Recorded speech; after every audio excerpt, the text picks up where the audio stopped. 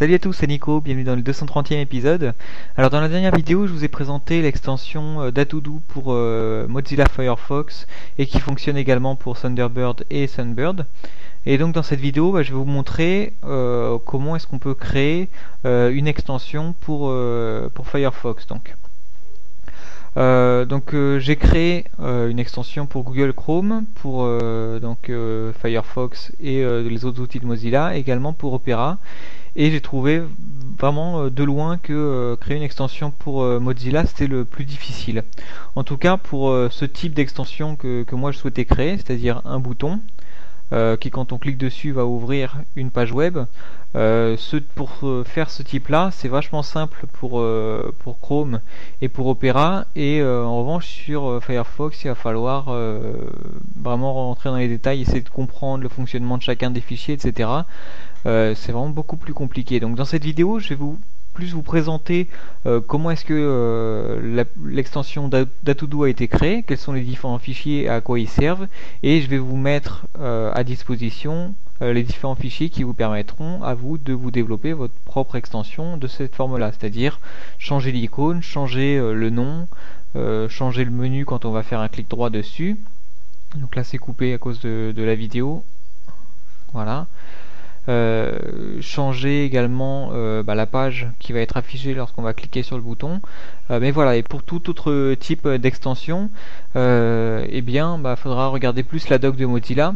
En fait, le truc c'est qu'avec les extensions de Mozilla, on peut faire beaucoup de choses, beaucoup plus de choses qu'avec les extensions de Chrome par exemple. On peut complètement modifier le menu, etc. Mais le problème c'est que c'est plus difficile pour faire des choses simples. Alors je vais passer directement aux différents fichiers. Alors une extension sur Mozilla, c'est un fichier qui possède l'extension XPI et qui en fait c'est un simple fichier zip. Si je fais ouvrir, voilà, on va voir que c'est un fichier zip qui contient différents éléments. C'est un fichier zip qu'on aura renommé en .xpi pour faire en sorte que quand on déplace donc l'extension sur Firefox, on ait un petit message qui nous demande pour installer l'extension.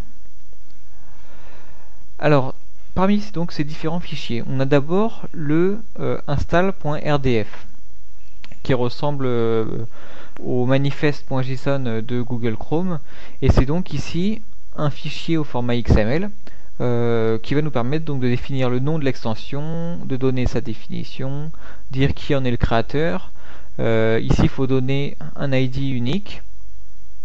Voilà, on précise en fait différentes choses avec ici par exemple l'icône, et là ce sont différentes descriptions qui vont nous permettre de dire que cette extension fonctionne à la fois pour Firefox, pour Thunderbird et pour Sunbird.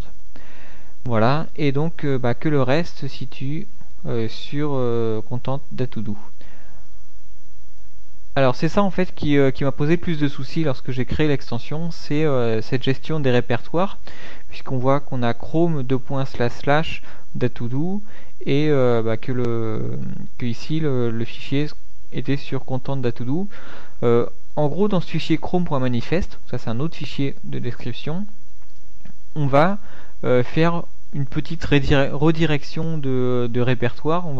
On va dire que le fichier de contenu il est à cette adresse là, qu'on y fera référence avec Datoodoo, etc.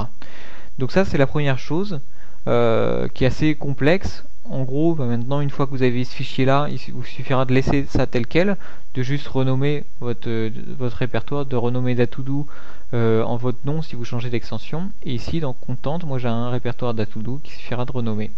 En gros, dans ce répertoire Datoodoo, c'est là qu'on a les différents fichiers de notre extension, donc à la fois l'icône, le fichier Xul, donc on va voir plus tard, et le fichier JS pour JavaScript. Alors, je reviens à mon fichier Chrome.manifest. Donc Chrome.manifest, il a différentes lignes. Donc il a ça d'abord, ces deux petites lignes pour les répertoires, et ensuite on voit qu'on a différentes lignes. Donc pour Firefox, pour Thunderbird, on a 2 pour Thunderbird, 3 pour Thunderbird et une pour Sunbird. En gros là on va rajouter des fonctionnalités à l'interface de nos différents logiciels.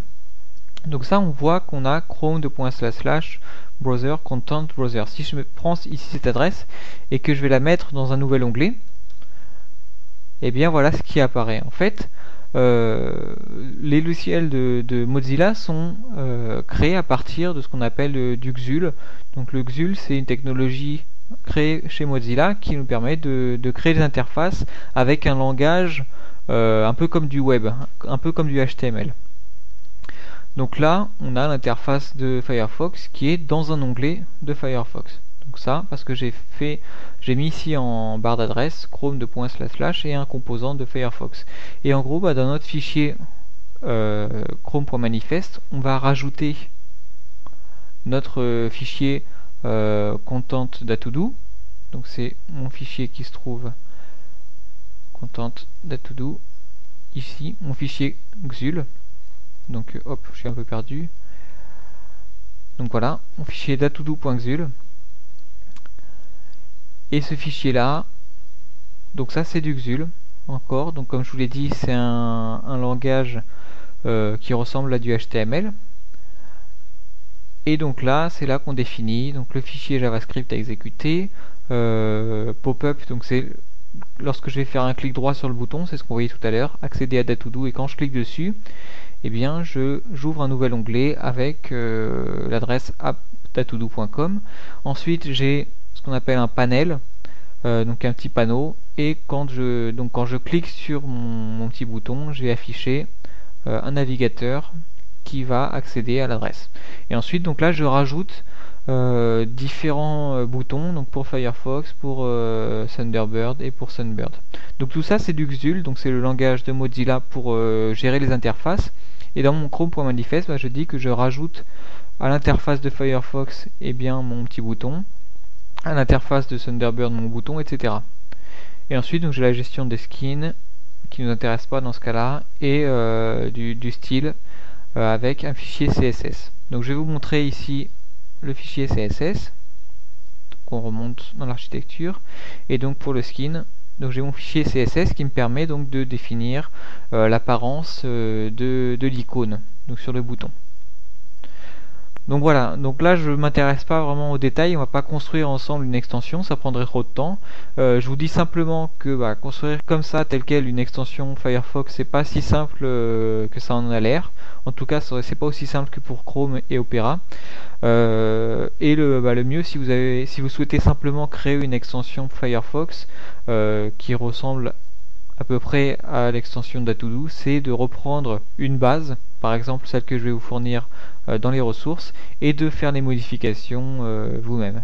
Je vais vous donner également 2-3 liens qui vont vous permettre d'avoir plus d'informations. Donc vous trouverez de la doc en français sur le site de Mozilla, et sinon des petits tutos intéressants plutôt en anglais. Donc voilà, j'espère que les fichiers vous seront utiles, et puis je vous dis à bientôt pour une nouvelle vidéo. Allez, salut!